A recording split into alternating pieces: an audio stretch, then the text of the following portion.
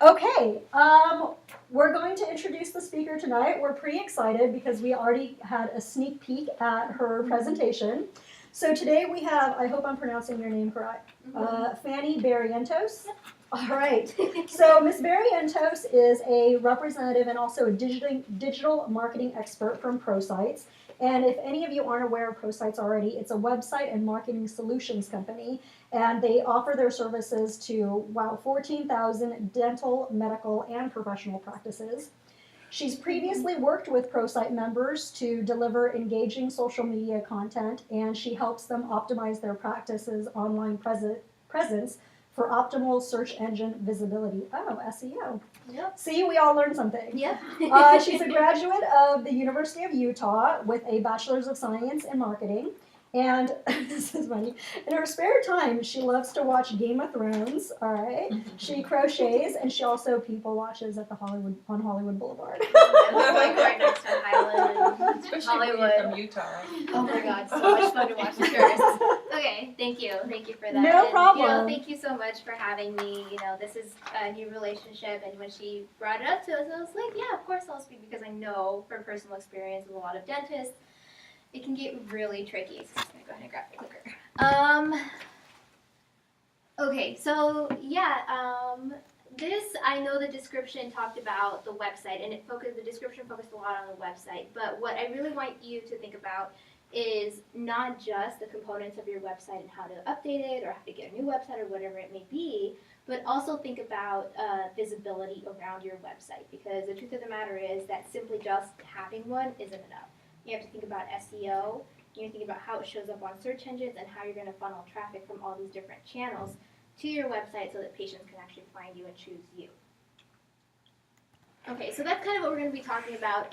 In the interim, just going to be talking about digital marketing in general and then really narrow it down to your website. Really just touch on why digital marketing is important. I will be touching on the website, on how it ties into overall digital marketing efforts and what makes a great website stand out, because there are elements that you can look for and improvements that you can definitely make on your own. I'm going to talk about search marketing specifically. As you know, search engines are the ones that funnel most of the traffic to your website, so I'm going to be touching on a lot of that. And then finally, I'm going to give you guys some additional resources. I believe this PowerPoint presentation is going to be sent to you afterwards, so I've definitely included a lot of links to white papers to talk about more specifically about SEO or search engine marketing in general. So I'd encourage you to download that as soon as possible, as soon as you get it, and then look through the links, okay? Okay, so let's go back and think of a time when your car broke down and you were in need of a mechanic. So assuming that the types of cars a mechanic can work on and the services they offer are roughly the same, what made you decide on a specific mechanic? Essentially, it was marketing, right? So the thing is about marketing is that it informs your potential patient's perception of your practice. So how your website shows to them and how the first impression that you give them is very important, because how they feel about you is going to factor into their decision making. So for example, feelings of nostalgia at a mom and pop dentistry, if it's in the family, if they know that about you, they know that you're active in your community and know your name, they're more likely to choose you. And even those that don't know you, if they know that they're aware of that through your website, so they're more likely to choose you, right? First, and of course, it instills trust in your potential patients. So one of the things that patients are looking for when they look through your website is, does it make a good first impression, like I said, and can they find the information that they're looking for, whether it be the services that they're specifically looking for, or if they're looking for help to finance their dental care, whether it be through the insurance or through services like care credit or things like that. And then of course, marketing makes potential patients aware of you. They can't come to you if they don't know about you, right? So think about it. What differentiates your dental practice from other people around you, other practices around you? All right, so let's talk about your website. So the importance of having a website, you probably already know this, but it's good to review because some of these things you don't really think about, right? So the first First being that it's available 24/7. People can learn about your business, submit questions, schedule appointments. Me being the hardcore millennial that I am, if I have to talk to someone on the phone, I'm not going to do it. And a lot of people are that way. They would prefer to just interact with, first steps with someone online or with a form online, and then interact with people when they need to. It's easier maintenance than, say, printing. Typically, if you know your way around a website, then you can just put the content on and publish it, and it'll be there instantaneously, ready for people to find. And then, of course, it's the cornerstone for all digital marketing. Like I said, all channels funnel to your website, whether you're doing SEO, PPC, social media, and even just direct flyers. If you have a website, people are going to want to look up that website and find out more about you, because there's only so much information you can put on a postcard. It represents your brand, so your website should make the same impression that your office would make, right? So if you have a clean office and you want to show that off, that sort of representation should be found within your website and your website design. It provides information. Sometimes, people just call in for dumb questions. When are you open? When can I come there? Do you accept my insurance? That type of stuff. So your website can really take care of all that information so that when people call you, they're actually wanting to schedule an appointment or follow up. And then, of course, ultimately it generates leads. You all want new patients. You want more quality patients, so that's really where they're going to come from. A couple of things to consider for your practice is who's going to build and design and maintain it, really. Is it really going to be you? You guys don't have a whole lot of time, right? I mean, you're taking care of patients, you're running around making sure your dental hygienists are taking care of patients as well. So be realistic in thinking about who's going to take care of it. Is the design pleasing to visitors? And that's actually a very important factor, and I'm going to keep bringing it up because, like I said, first impressions reflect on you and your brand. Is it mobile friendly? So a lot of searches are actually done on an iPhone or a mobile device. So you want to make sure that your information on the website is visible on a really small screen. How accessible is the information on the website? Again, that kind of goes back to mobile friendliness. And is your content consistent with the services you offer? So when I was dealing with some of our members, they would actually put up services that they didn't even offer. For some reason, they wanted to rank for those services. And I know it sounds like common sense, but a lot of people, when it comes to this stuff, it's just not in their wheelhouse, and that's okay. So, you just really want to think about getting the information that's relevant to you on your website. And then, of course, can the website capture basic patient information? That's really where the lead generation part comes from. Can they capture, when they want the appointment, and you can confirm it later, their name, their address, maybe some insurance information to help start the process off. That's what you're looking for. And really what it comes down to on your website is just user experience. Is it a pleasant experience for the people that actually find your website? And the answer should be yes. So let's talk about user experience, because this is really what's going to determine the improvements that you make on either your existing website or a new website if you're shopping for a new one. So user experience is the overall experience a person has, especially in terms of how easy or pleasing it is to use. Okay? And there are really just 4 broad components that contribute to great user experience. The first being design. The second being navigation. Can they find what they're looking for once they're actually on the website? Content. Does it have the information that they're looking for? And then is it mobile friendly? Let's talk about design. So when I was putting this together, I actually found this really interesting case study where people actually found that design was what factored in the most mistrust. So if the design looked outdated, if it didn't look clean, then people were more likely to get off the page and go off to the next result. Because that's how easy it is, right? If they find you online, they can just hit the back button if they don't like your website and go to the next result. You literally have a fraction of a second to make a good impression. So what are some things that cause mistrust? Are busy, outdated layouts. When you see it, when you see a website, you can tell when it hasn't been updated in a really long time. Designs for websites, trends update every year, basically. So you can definitely tell when a website is outdated. Pop-ups or flashy ads, I mean, those are just annoying. If you go on basically any website that has secondary content or really just curates a lot of content, you've seen it. Small and or difficult to read text, and this is especially important on websites that aren't mobile friendly. So typically a mobile friendly website will adjust to the screen size and enlarge the text. Some websites don't do that, making it difficult to read. So again, people aren't going to spend time figuring that out. They're just going to hit the back button. A boring design, things like lacking color or even having too much color, those are all things that you have to strike a balance for. So, having someone that can design something for you, that's definitely a plus. And then slow load times are something that contribute to people's mistrust because, no one's going to wait around. They're just not. Yes. So you had mentioned that most people, change up their designs practically every year now. Yeah. How do you adapt to that without straying too far from the brand that you originally developed for yourself? So, Yeah.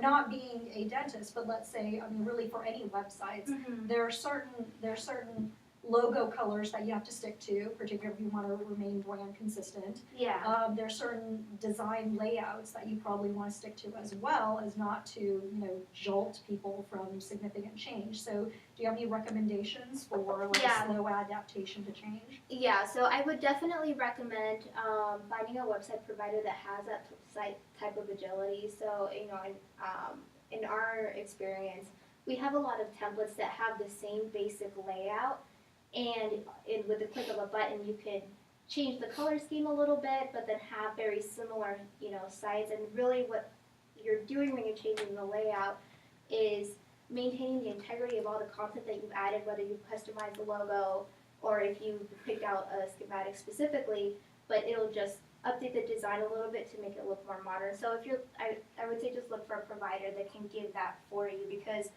if you say have a freelance, or not freelance, but like just if you have like a one-time deal, one-time design, it's depending on who did that for you, it can be very difficult to just update it again. So, that's really just kind of the only way you can do it at this point. Is there any more questions about design? No? Okay. Okay, so I wanted to give an example, blurred out some of the names, but this is an actual website that I found, and it honestly doesn't look that bad, but it's definitely out of date. You can tell by looking at it. So one of the things that I see is, the sort of two-color layout that's happening right here, and then this is not the most pleasing thing to look at. Immediately when you get on there, you see teeth, and I have seen some dentists that will put actual procedure photos on their homepage, which is not a nice way to greet people.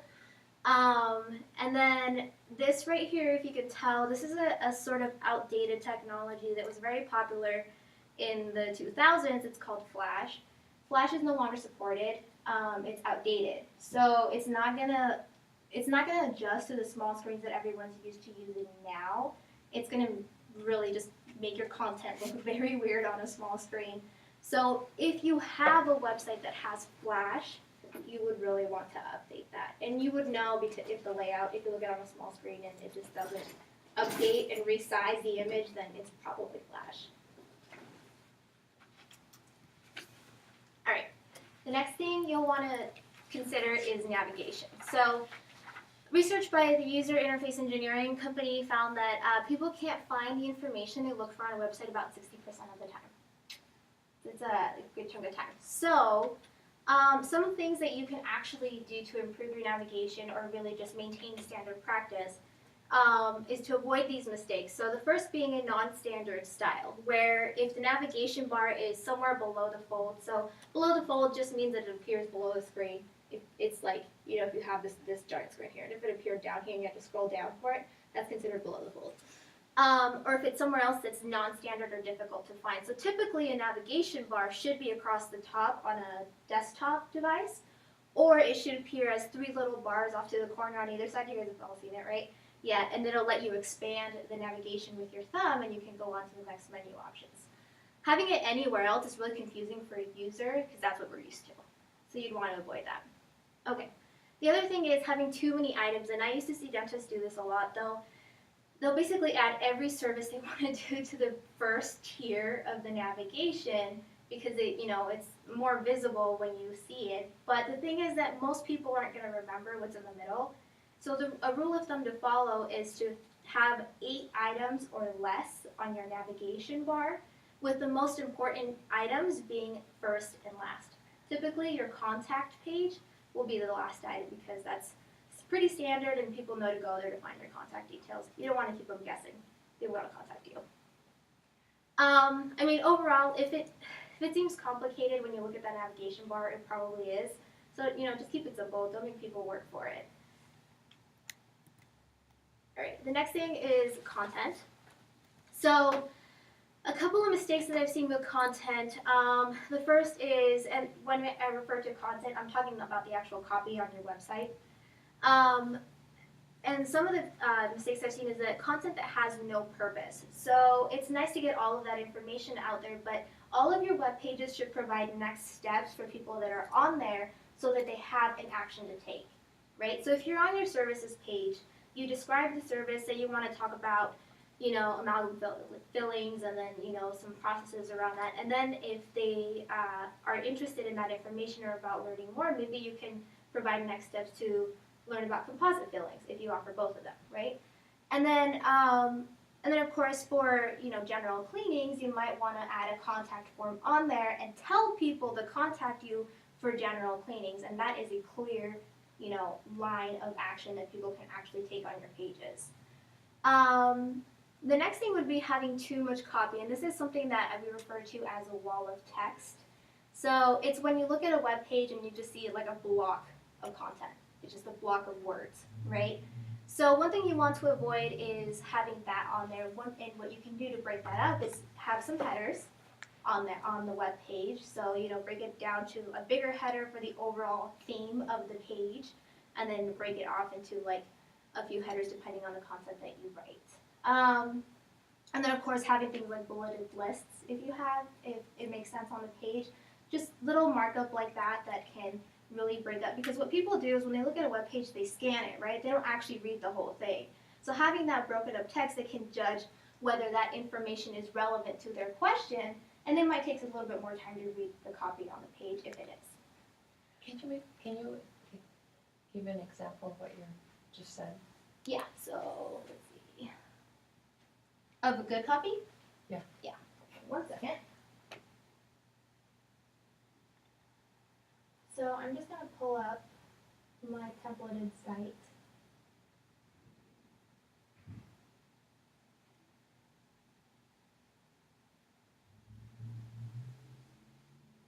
What page is that on? 22.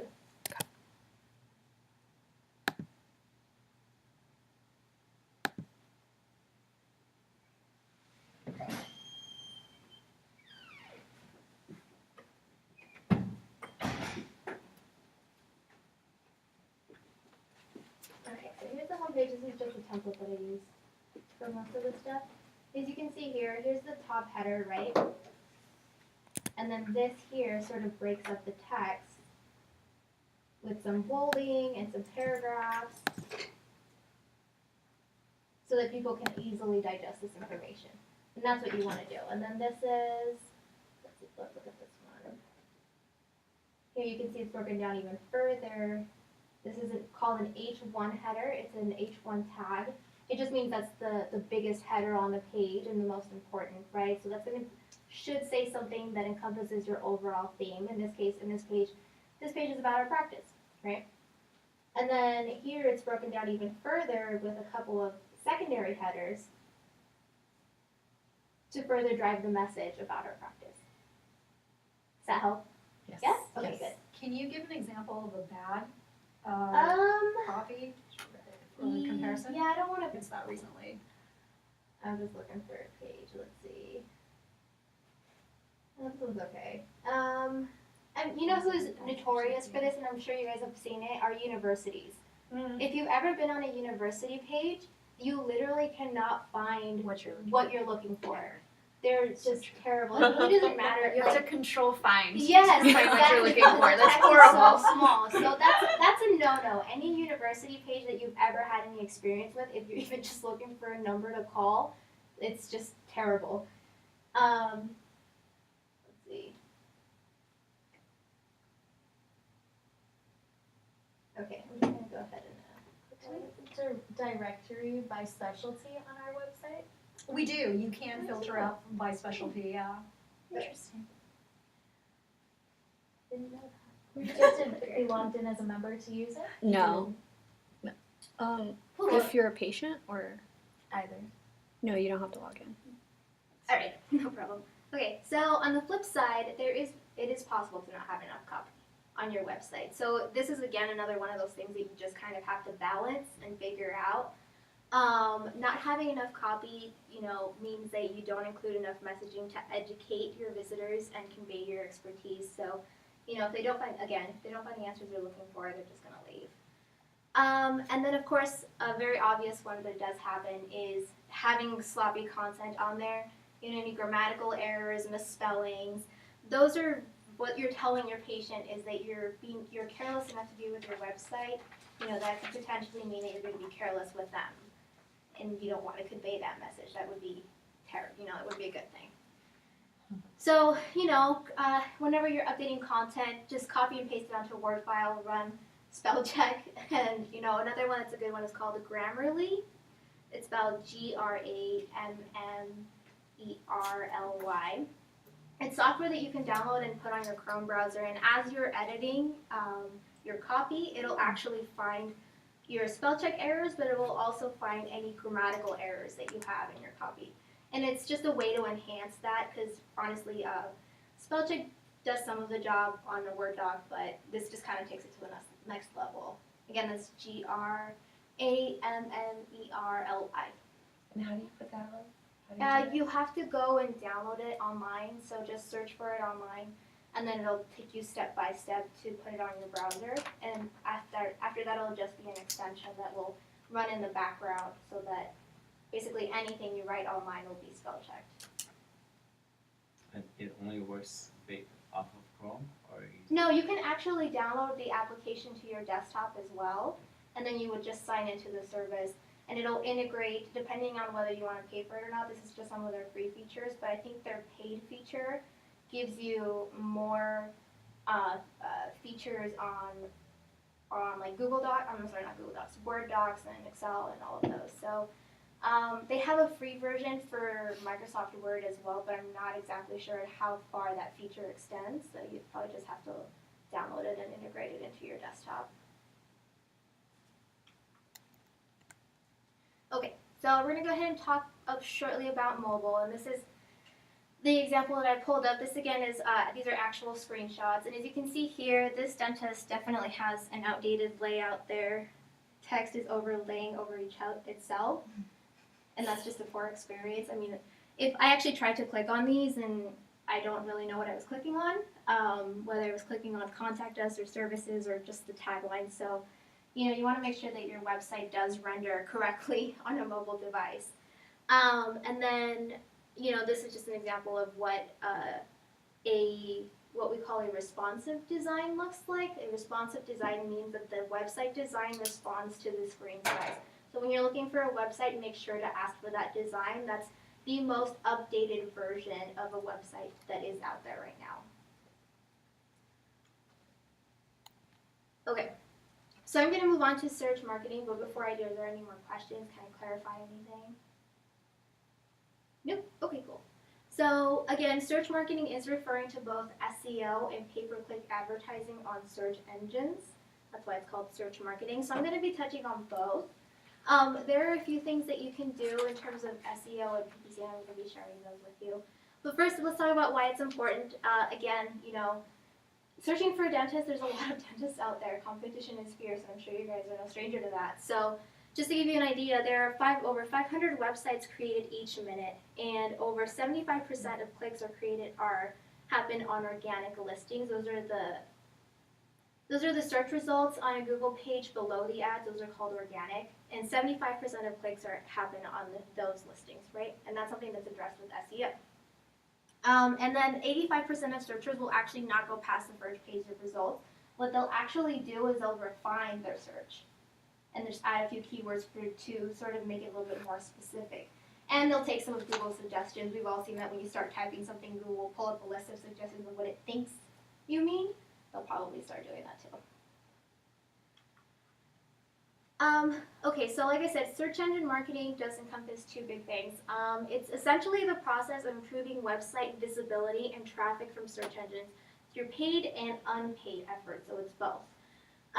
It's part of a larger marketing strategy called inbound marketing that focuses on allowing people to buy from you rather than you selling to them. So what that essentially means is that you're not interrupting their day, you're there and present when they're actually looking for you and are therefore more likely to contact you. Okay, so there are two types: search engine optimization, which is earning through unpaid or free listings, and then pay-per-click advertising, which are essentially buying traffic through paid search listings. All right, so for SEO, that essentially means that you're influencing anything from here down. Okay? And SEO is a process of maximizing the number of visitors through free results. And the reason why you need SEO is really, it's kind of a no-brainer. Users trust search engines to give them relevant information. A website that ranks well tells searchers this website is the information that you want. And of course, your competition is doing it. We have a lot of dentists. That's probably our number one selling product, at least in my company, is SEO, because a lot of people know, especially here in the Southern California area, that you need to compete. So SEO in itself is not new, the tactics are, but people have probably been doing it for years at this point. It delivers patients at a great ROI. Once you've actually gotten the hang of SEO, you don't have to pay to maintain those search results. So, you know, any leads that come through search engines, through organic results, is going to be a great return on your investment. And then, of course, it helps patients find you for the services that you offer, and everyone is searching for businesses online. That's where you want to find them. Okay, so before we go into SEO and how it works, yes. Oh, maybe you'll answer this, but Huh? how does Google rank? How do they rank the websites? I'm definitely going to go into Oh, that. okay, all right. Yeah.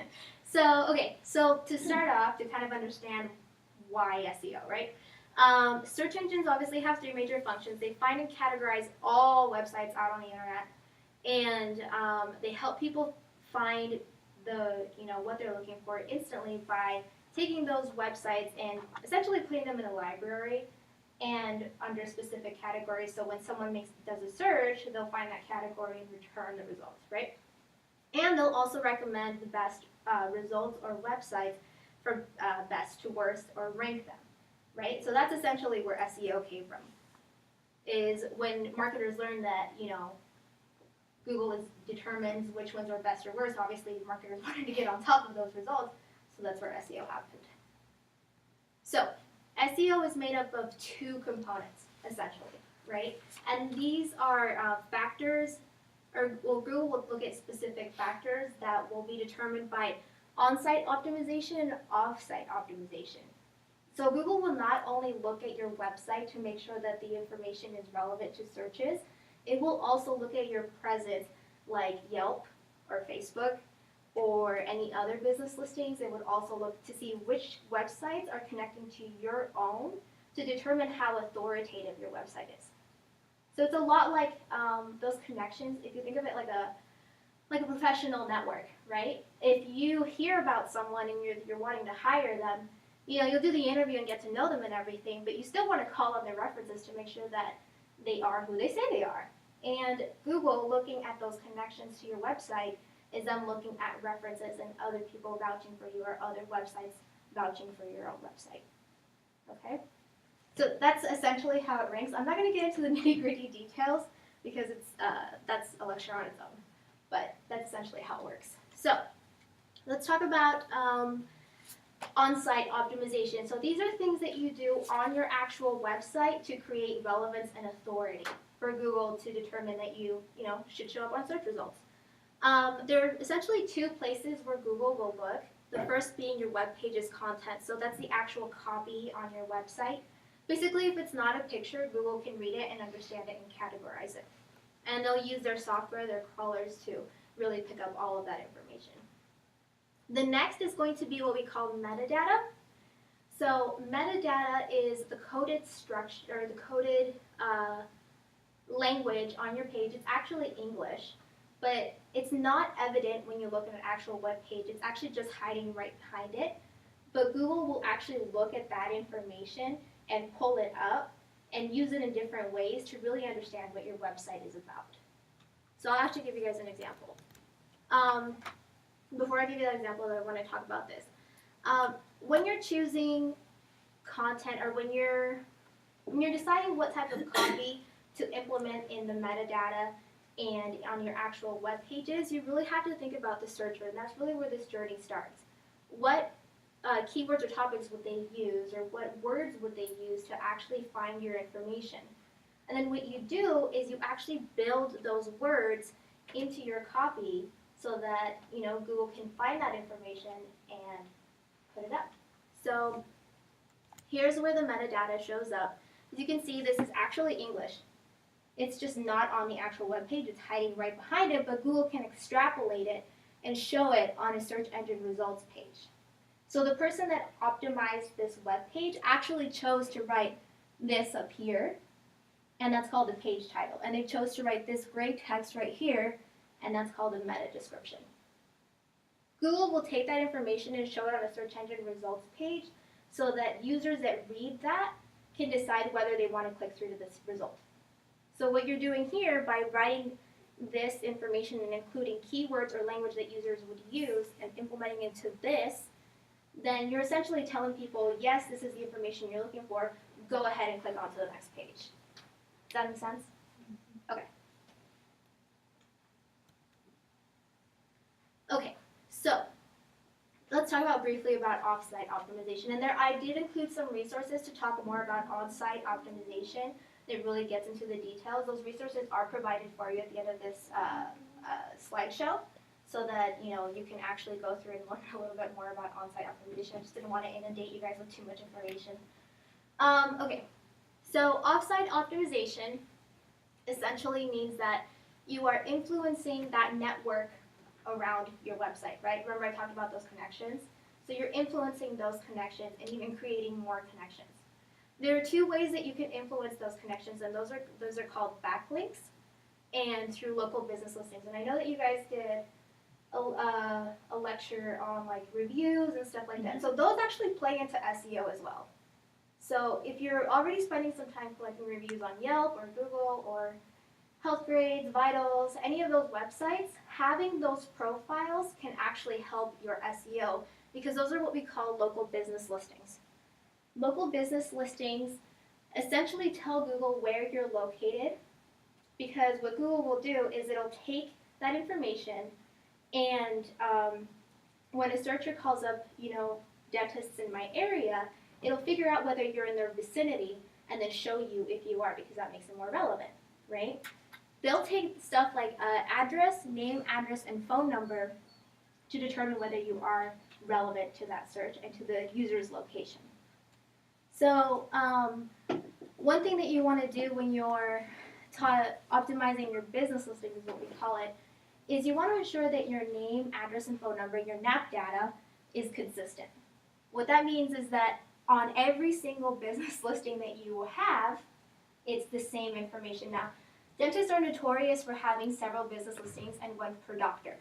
That's actually something that happens a lot with dentists, and while that's not necessarily wrong, it does confuse searchers, and it confuses search engines, because they don't know whether Dr. A is at this location or Dr. B is at this location, because they both share the same address according to their business listings.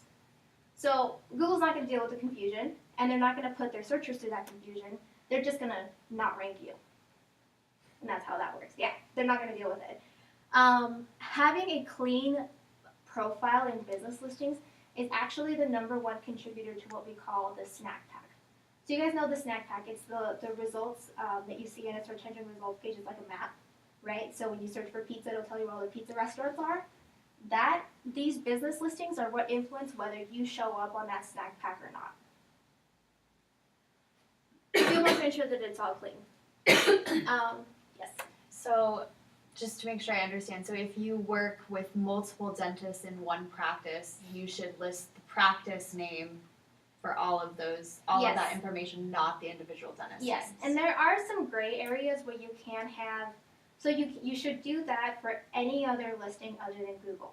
Google does this weird thing where they allow each practitioner to have their own listing, but there should be one primary listing for your practice in general. So it's okay to have a few. Ideally, you don't want multiple listings, one per doctor, but it happens. So in that case, what you want to do is choose one primary listing and optimize it with the practice name, the address including suite number, the local phone number, and then point that to the home page.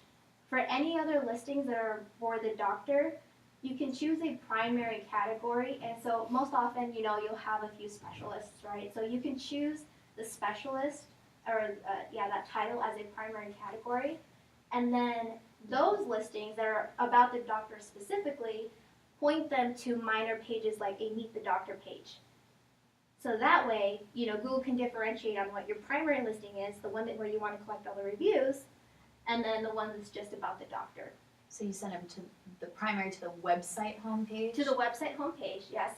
And then any secondary listings that you have for actual practitioners, if you have them, if they're out there, point them to a Meet the Doctor page that's solely about that practitioner. What if you have multiple practice locations? One per location. One per location? With the same name, yes. Okay. So Google can actually knows that there are multiple practices with the same name. So what you can do is, as long as you have the address and local phone number differentiated on those listings and pointed to their respective websites, because ideally you're going to want to have one website per practice. I mean, that can get a little messy. Okay. I know it's hard, and I know a lot of people will decide, well, I just have the one website. I don't really want to deal with a secondary website. Best practice is to have two separate websites, but if that's not an option for you, then you can try a different tactic where you actually point each respective listings to a different contact page for each practice. So you'll have a one-to-one, right? So one contact page for the practice per one Google listing. It can get, I know it's very nuanced for Google business listings, and I did this for like 3 years, and it definitely was a case-by-case basis in my experience. You had to look at the whole scenario, how many listings did they have out there, how much duplicated information did they have out there, and then kind of call it then. But those are just a couple of rules of thumb that you can apply. Okay? Thank you. Mm-hmm. All right, so I do want to go back to backlinks. So backlinks are actually hyperlinks from other websites to your own. And again, that's another vote of confidence in your network of, your professional network for your website. Some ways that you can actually get some credible backlinks come from association directories. So I actually noticed that on your association directory, you list the names and the doctors and their addresses and stuff. But one thing that would actually help your members a lot is if you added a link to their website, because then you can pass on some of that, connection to their website. So I don't know if that's something that you have some control over, but We may or may not, and sometimes we're not given their URLs for some reason. But Yeah. yes, we definitely want to help update those, and we're in fact at all three levels, the state, national, and local. We're working on a campaign to do that. In Yeah. fact, over the next month or so. okay, so that's actually something that I would probably put in with whoever's in charge Sure. of that, just to help out your members. It is something that Google's going to look at the LA Dental Society website and understand that there's a connection there, obviously, right, between LA Dental Society and the dentists that are members. So when you make the actual virtual connection through a backlink, that gives you guys some authority to your website. Another one that's really good that I noticed was the LA Chamber of Commerce. I don't know if you guys are members, but if you are, their directory does have an option to link back to your own website. So if you are a member, definitely take advantage of that. Let's see. Do any of you guys do any community like service or anything like that? Yes. If you have an event that you're speaking at, or if you're basically doing anything out in the community and there's a calendar or any sort of online communication on a website, write up a little blurb about yourself and include a link back to your own website. That's also an opportunity for a backlink. what you're essentially doing there is you're telling Google that you're relevant in this specific geographical area, right? So if it's within your own community or any other community that you're a part of, you're telling Google that I'm active here and I have relevance to my geographical location, so that also helps. You meant, so where are you posting this blurb? On the community service yeah, website? on their own website. Got it. Yeah, so you'd have to ask for them. So the Right. same way that I, asked you to include a link to our own websites, that's a backlink for us. And that's, I'm taking advantage of the fact that, I'm speaking and building credible backlinks like this because we have a relationship. And you're signifying to Google that you have a relationship by including those links. Does that make sense? Okay. Also, if you guys are faculty at a university, or if you know anyone that's faculty at a university, that's also a really good backlink if they'll allow you to have one. Okay? Okay, so some key considerations with SEO. Of course, you want to know that it's working.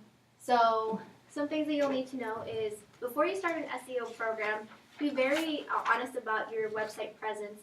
The condition of your website and how it ranks and everything will definitely play a factor. So, starting off on buried in page 2 is very different than, starting off at the bottom of page 1. So be aware of where you are and know where you want to get to. There are a lot of dentists that were like, well, this person doesn't seem to be doing anything, and they still rank high. Well, there's so many factors that go into SEO that really comparing yourself to other people, at face value isn't really fair to you because you don't really know what's going on behind the scenes. For example, you don't really know what their backlinks look like, and you don't know their quality of their backlinks, and you also don't know how clean their online presence is with business listings. You can find that out for yourself, but you're not going to put that much time into figuring that out, right? So really understand where you're starting from by having some benchmarks. These benchmarks can be as simple as organic traffic to your site. That's a specific type of traffic that comes from organic search results, and that can be measured through Google Analytics. Google Analytics is free to implement, and I'll give you guys some resources so that you can pass that on to your webmasters as well. It's a little technical to implement, so definitely have someone that's comfortable with coding put that on for you. Another thing to consider with SEO is competition in your market. LA is very competitive and therefore a lot harder to rank in. So, it's going to take a little more work to rank here in this area than, Hemet, for example.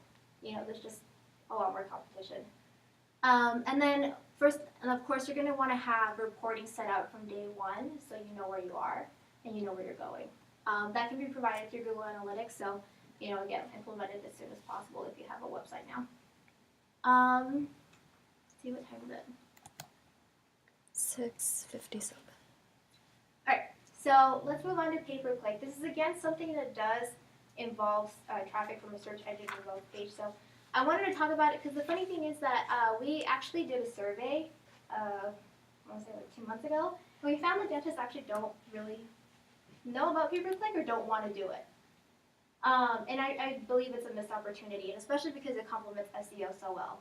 So I'm not gonna go into the nitty-gritty details about pay-per-click because it's more convoluted than SEO, but there are resources that explain how pay-per-click works that I've added into it. I just really want to focus on, how you can complement it with your SEO program. So again, pay-per-click, if we remember, SEO is from here down, pay-per-click is from here up. Yes. Is there any concern at all that if a doctor does the pay-per-click, I don't know, I have to admit, if I saw a dentist and it shows like he had paid for the ad, I'm less likely to click on that. Yeah. Because I trust the SEO search results rather than what's being advertised because, Right. I'm thinking, well, this doctor's just looking for a new patient. Right. So I can't trust the quality of his or her work is what I'm saying. So is this as, nearly as effective for dentists? it used to be that way, but if I could just show something real quick. I'm just gonna, let's see. Oh, look, you want to So go to the dentist if you wanna. Let's do one one that we never, let's do Omaha, Nebraska, one that you probably haven't seen. Okay, it's not working. So typically what happens is, I don't know why it's not showing, but typically what happens is you'll see a list of 4 results above here, right?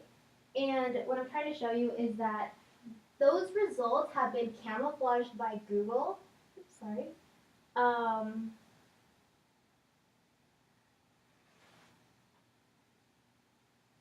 So what the results look like now is they're really sneaky about it. They look like organic results now. So that would have been a concern when the big, yellow ad thing was on there now, but it actually just shows up as this tiny little green thing. So a lot of users actually just skip right over it. And there's also some new features that AdWords has come out with where you can really customize your ad to look like map results, and that's very much on the experimental side with Google right now, but they're definitely putting in some work so that paid advertising looks a lot more camouflaged. Yeah, I mean, it's Google, that's what they do, right? So, I get what you're saying, yeah, like you wouldn't really trust an advertisement that's up there, but that's just the way it works now, So that's part of the reason why I really wanted to talk about pay-per-click, because there is that perception, but there are other ways that you can actually use pay-per-click advertising to inform the rest of your marketing strategy. So here are a couple of reasons. For pay-per-click, you only pay when someone actually clicks on the ad.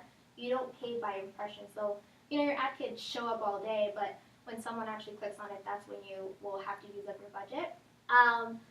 And then that tends to be a lot cheaper and more affordable than say traditional marketing, where you have to pay I don't know how much time or how much money for a traditional radio spot or a TV spot or anything, or a billboard. You can also reach new patients at the right time with the right ad. You can really, and this is really where it comes in handy, because you have a lot of targeting options when it comes to pay-per-click.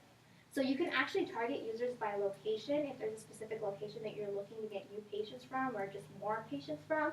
You can also target,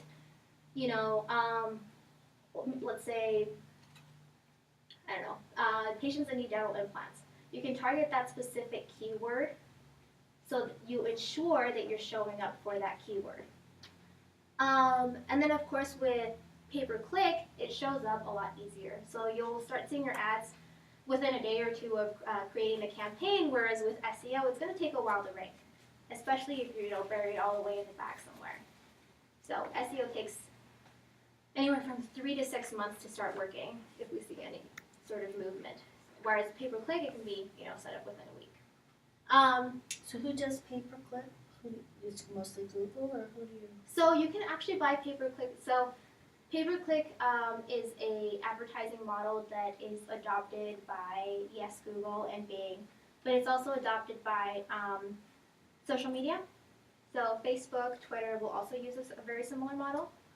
In this, so here's the SERP that I was trying to show you guys, the search engine results page. This little button right here is actually see-through now, so you can barely even see it when you're looking through search results. Anyway, Google will typically show 4 ads on a search engine results page, and it's always at the top. And that's prime real estate, right? So it's actually people that are, if I remember correctly, people that are in position 1 get 33% more clicks than people that are in position 2. So you really want to be toward the top. And then of course here's the snack pack that I was referring to earlier, and then these are the organic results. Oh, one thing that I did notice about organic results that actually started happening was Google started doing this thing where the first organic result is now best of whatever local business you're looking for. So it started doing this thing where it says like best dentists in Santa Monica, and it'll pull that information from Yelp. And so now what I'm noticing is that a lot of dentists' websites are starting to show in positions 5 or lower. So that's kind of yet another reason that you want to diversify. You'll want to show up in the Google Maps by optimizing your business listing. And you might want to try PPC because, again, that's toward the very top, and Google is pushing search results down for you guys. Okay, so let's talk about some of the similarities and differences. With pay-per-click, it's pay to play. It relies on bidding, so how much money you're willing to put out for the keywords that you're targeting within the specific location that you're looking for.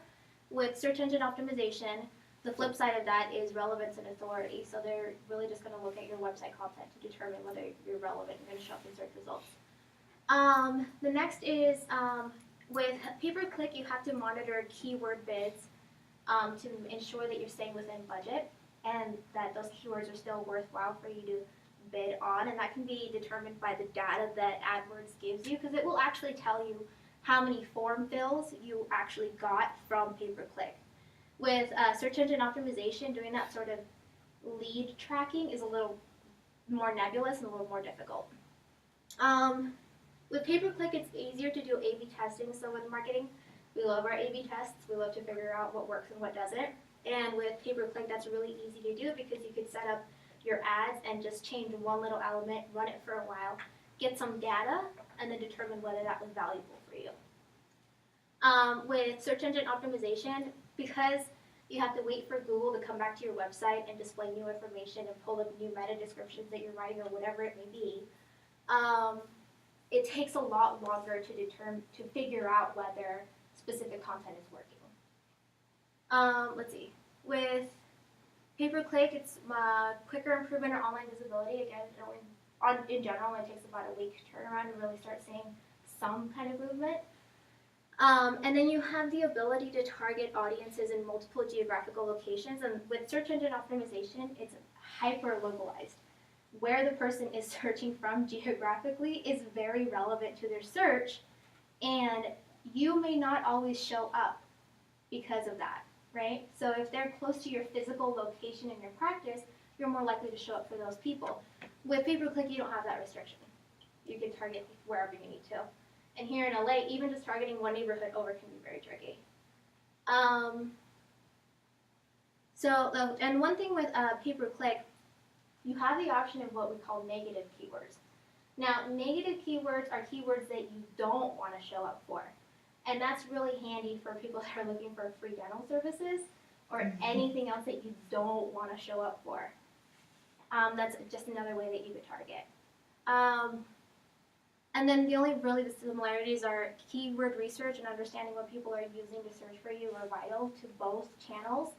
And then results essentially appear the same now. So they're tricked into clicking into it.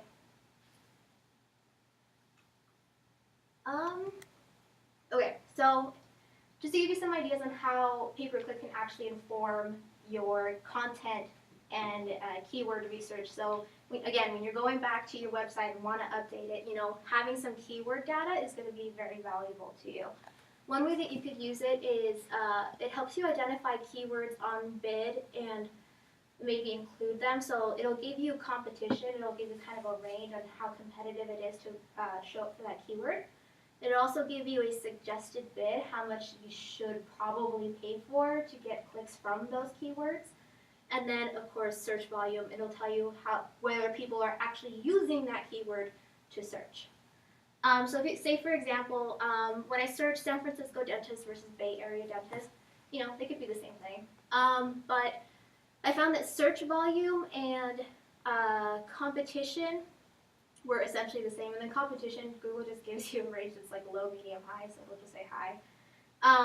But what I found was that the suggested bid for the word San Francisco was $11 per click. That's what we call a cost per click. And for Bay Area, it was a lot less. It was $4.50. So from there, you can probably infer that for some reason, dentists are clicking or deciding to bid on San Francisco more for some reason. And then from there, you can decide whether you want to target it through pay-per-click and, pay the $11, or maybe you could, target it through organic by updating all of your content to say San Francisco, and then target the cheaper keyword through pay-per-click. So it being more expensive, does that mean more people are searching San Francisco than Bay Area? It's kind of a balance, yeah. So there's a few factors that go into why the bid is so high. One of being that how many people are actually searching on that keyword. It could also be that dentists within that area or find value in that keyword for some reason and are driving up the bid. Okay, so you can actually do keyword research with AdWords Keyword Planner. It's a free resource. You just have to have a Google account to use it. So if you have any Gmail account, you'll be able to use it. So what is it? AdWords? AdWords Mhm. Keyword Planner. Okay. And that's through Google. And you'll have the same setup through Bing, but honestly, like Google has like last time I checked, I think like 70% search market share. So most people focus on Google anyway because that's just the default where people go. So they help you find the keywords that you're looking for and what the bid is on. Yeah, so they'll actually suggest, there's a few different ways that you could use the tool. They'll give you ideas on other keywords as well. And then it'll give you, again, some competition data, a suggested bid, and some search volume behind those different keywords. And you can input multiple keywords at a time, so you can just, dump an Excel file into it and then return an Excel file, and then you'll have a whole list of keywords. The whole thing maybe takes like 5 minutes to do. Okay. Another thing that you can use PPC for is to inform your content strategy. I kind of already alluded to this, but I'll break it down a little more. Because you can do A/B testing so easily with PPC, you can figure out which phrasing works best. And by doing so, you can actually use those, what you would normally put in those ads, in your page title and meta description, and influence people coming through from organic search results. That type of A/B testing, again, is very hard to do through SEO alone, so PPC is a good investment to do that with. So, just to give you an example, say it's a dentist targets Bay Area dentist in their page titles and meta description on their website, right? Based on PPC ad conversions, so how many people actually converted from specific ads, and again, AdWords will tell you all of that information in the dashboard. They've learned that searchers are more likely to contact the dental practice when using San Francisco instead of the words Bay Area. And then with that information, on the actual website, they can actually go back and implement the San Francisco keyword over Bay Area. Okay? All right, so there are a couple of strategies that I did want to give you guys, start giving you an idea, right? The first one being search domination. This is ideal for practices that have a clear understanding of what their profitable keywords are and have an understanding of, who they want to target. So this is the most aggressive strategy because it requires expertise in both areas, both in SEO and PPC. And you'll need to identify and utilize the same keywords that your competition is using. But if you're successful, what you're essentially doing is you're taking real estate from your competition, right? Because you're taking those first results that show up in the ad, and if you do SEO correctly, you'll show up in the map results, and then you'll show up in the first result in organic results that Google will allow you to show up for, under all of the best of Yelp stuff. So you're really just taking, your competition. You're taking some search away from your competition. Another way that you could use PPC is you could use it as a way to boost visibility from search engines while SEO is taking place. So if you're doing an SEO program, it's going to take some time for it to actually have some results and take effect. So what you can do is take those same keywords that you're targeted with your SEO program and use them for PPC for a short amount of time. And then as your organic results start to climb up, then you can choose to take those away and apply your budget elsewhere. And then finally, another strategy that you could use is extending to a new market, and this is really talking about getting around the hyper-localization that SEO is. So, targeting, I've had a few dentists that, want to target a neighborhood over because, frankly, those people are just more affluent and can afford cosmetic procedures, right? But with SEO, they can't really extend to those geographical areas, so they'll choose PPC to target those specific neighborhoods. Okay? Alright. Do we have any questions? I know that was a lot of information I threw at you guys, so. I Yes. have one more. For PPC, can you time your ads? Mhm. So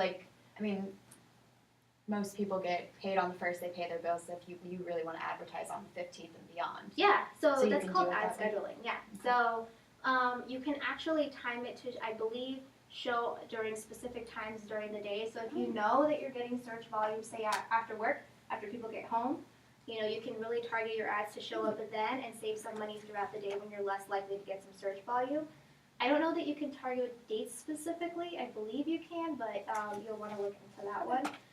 One thing to mention too is that when you open an AdWords account, you get a Google rep, and there are people that can actually help you. They have a hotline once you actually have a running account. So they'll suggest any new keywords that you may want to target. They'll suggest any optimizations that you want to do to the account. Any negative keywords you might want to add that they're seeing that you're getting clicks for but aren't really relevant to you.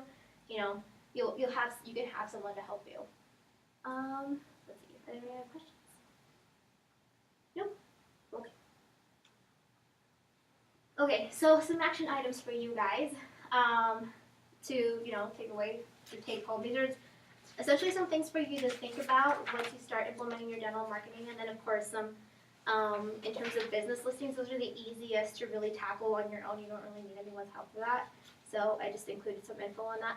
A couple of things you could do is creating a keyword list using AdWords Keyword Planner. Again, that's free, so you can start creating that list yourself. And then, of course, updating your content to use those. You can sprinkle it. You can start by just sprinkling the content that you already have and just inserting it in a way that sounds natural. You know, having it sound awkward is going to turn people off, so just ensure that it does sound good. And then, of course, include contact forms that can be filled out on a mobile device. I encourage you guys to really open up your website on a mobile device and see if it's really easy to fill out the forms, because, you know, that's when people are most likely to fill that out. If you don't already have one, get a friendly, mobile-friendly website. And then one way you can actually, let's see if I had it on here. I don't. Okay, so one way that you can test whether your website is mobile friendly is, don't mind me, no. Let's see, let's close it. So if you go to Chrome,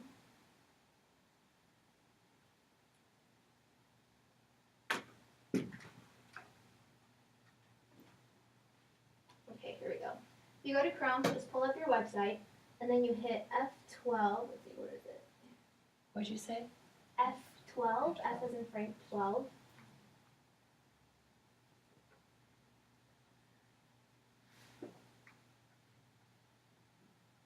But it's still loading.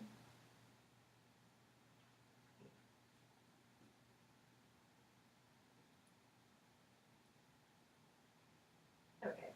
Basically what F12 does is it pulls up the developer's side of a website, but you don't really have to worry about any of the coding stuff that shows up off to the side, because you'll see some coding off to the right-hand side. What it'll do, it'll give you an option near the top to choose which device you want to use to display your website.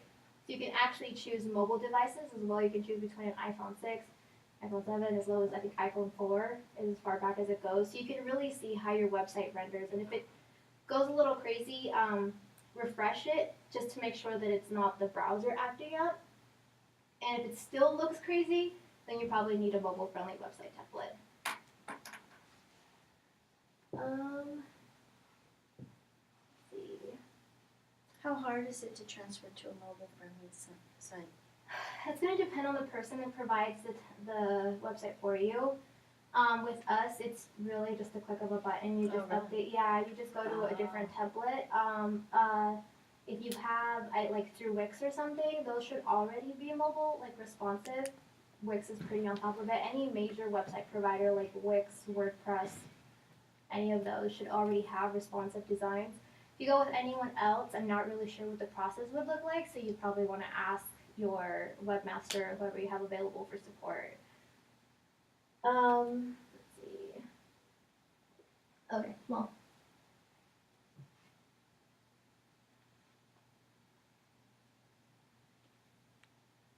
Okay, so you're also going to want to update your contact page with your correct NAP info. Google's going to look at that and juxtapose it to the info that's on Google Business Listings, so you want to have it as close as possible to what your Google Business Listing says. And of course, you want to fix your Google listing so it has the right information. Let's see. Definitely personalize your pages with a little bit of your voice. I feel that you know, just encourages people to really read through. So if you can sprinkle in some of your brand voice in there, definitely do that. And then add new content to your website. And the easiest way to do that is by adding a blog if that's an option for you and your website provider. Google loves to have new content to come back to, and having a blog and new content encourages Google crawlers to come back more frequently and recrawl your site. So adding a blog, if you can commit to posting a new blog at least once a month, you know, have one of your hygienists help you out, maybe trade off a little bit, or you know, have an intern or something, you know, a marketing student that just needs some experience, you know, you can definitely take that approach.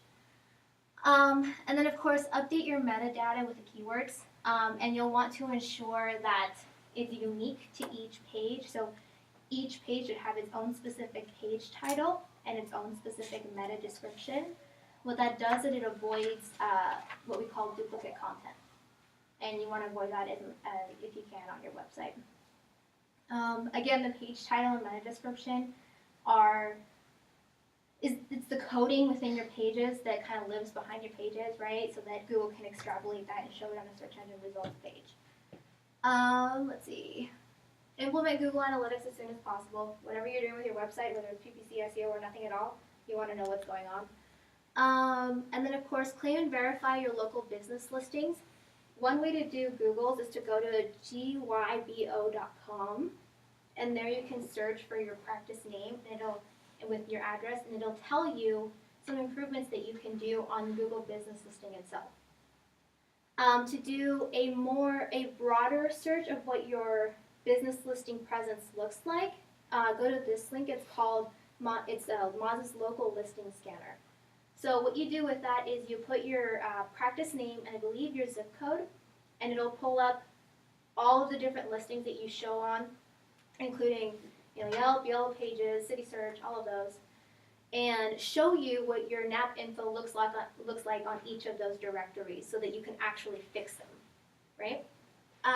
Okay, and I would definitely recommend looking for any duplicated listings. A duplicate listing is having multiple listings per one directory with repeated information. So I'm especially calling out this blog post that I wrote. It gives you common scenarios that cause duplicated listings on Google and tells you how to fix them.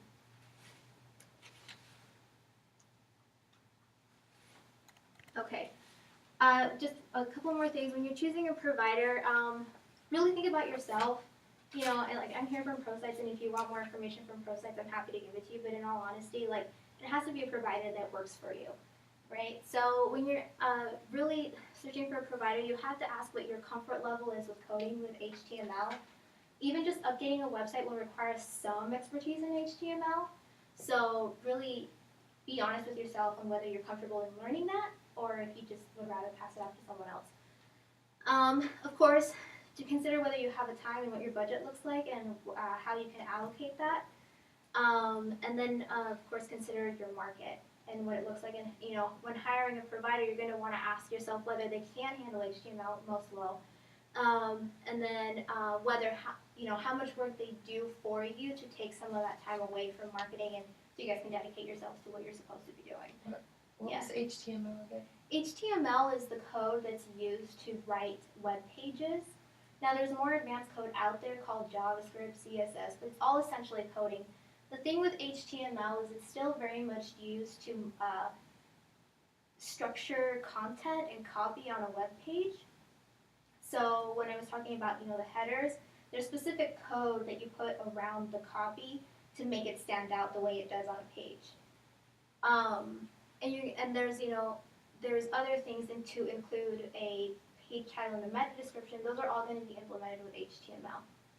Okay. Think about what you can do on your own and how realistic it is for you to actually do that on your own. So updating content keywords and your template to mobile-friendly design. Again, updating to mobile-friendly design with us is a click of a button. With other people, it may be a little more difficult than that. And then think about what the provider does for you. Most experts will know how to get your results because they understand the dashboards and not learning it along the way, right? And they've seen enough cases where they can apply some of the tips and tricks they've learned with other people and apply them to you. And then they can choose better keywords, and then of course they should provide reports for you and do a lot of that, information and data gathering for you and present it to you in a pretty package so that you understand what's happening. Okay, so here are the resources I kept referencing.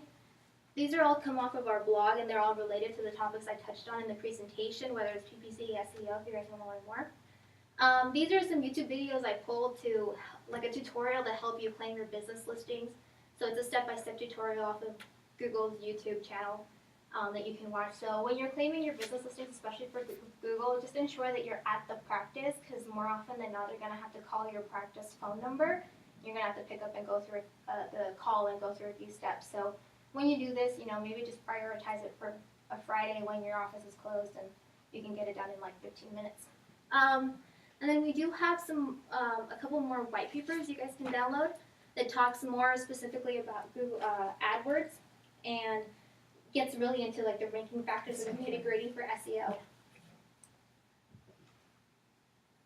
Alright, so if you guys do have any questions, we're always here. Here's some of the information that you can use to contact us. And then, of course, I monitor social media, so if you just have a quick question and want to hit me up directly, just go to our Facebook or Twitter or whatever you use, or even Dentaltown. We're on Dentaltown, so. Alright, that concludes the presentation. Do you guys have any questions?